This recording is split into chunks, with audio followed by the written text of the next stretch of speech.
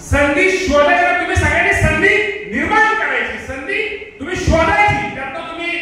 संधीतनं तुम्ही कसं तुम्हाला त्यातनं आपल्याला योग्य ही होईल हे सगळे तुम्ही बाबांनो ठेवायचे. त्यामुळे आज ज्यांच्या नावावरती आज खरंच छत्रपती शाहू महाराजांचं नाव घेतलं त्यावेळेस काळ एक अंगामध्ये वेगळ्या प्रकारची एक ऊर्जा शक्ती आपल्या सगळ्यांना मिळते आणि त्यांच्या नावाने हा युवा शक्ती कडे मेळावा आज आपण सगळ्यांनी बाबांनो आयोजित केलाय, शासनाच्या वतीनं आज आयोजित केलाय. आपण मला तुम्हाला एवढंच सांगायचंय की आणि आपण हा मेळावा सुद्धा आयोजित करताना मी जंजने सर तुमच्या सगळ्यांचं मी आभार यासाठी मानतो की पालखीचं मला वाटतं पहिल्यांदाच उपयोग पालखीनंतर आज चांगल्या कामासाठी झाला आणि त्याचा आनंद माझ्यासारखा आहे की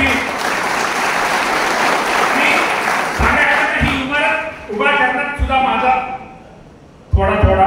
हात आहे. म्हणजे त्यामुळे आज मला थोडं बरं वाटलं की असे कोणते कार्यक्रम इथं झाले पाहिजे जिथं ज्या आज पालखीच्या आता मला वाटतं थोड्या दिवसामध्ये पुढच्या महिन्यामध्ये इथं पालखी कुठेतरी कुठलाही महाराज आपण कुठेतरी नतमस्तक होऊन कुठेतरी आपल्याला त्यांच्यातून कुठेतरी वेगळी दिशा ऊर्जा आपल्याला तुकाराम महाराजांचं दर्शन त्यांच्या पालखीचं घेतल्यानंतर आपल्याला मिळते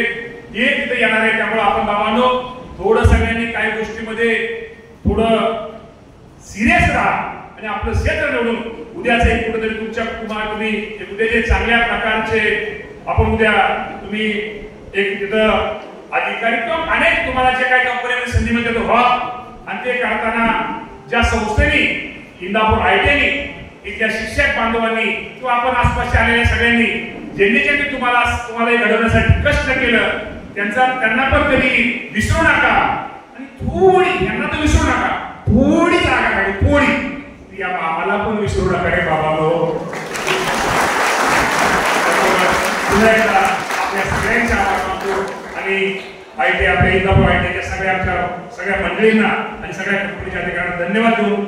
आपली सगळ्यांची रजा घेऊन थांबतो. धन्यवाद. जय हिंद, जय महाराष्ट्र.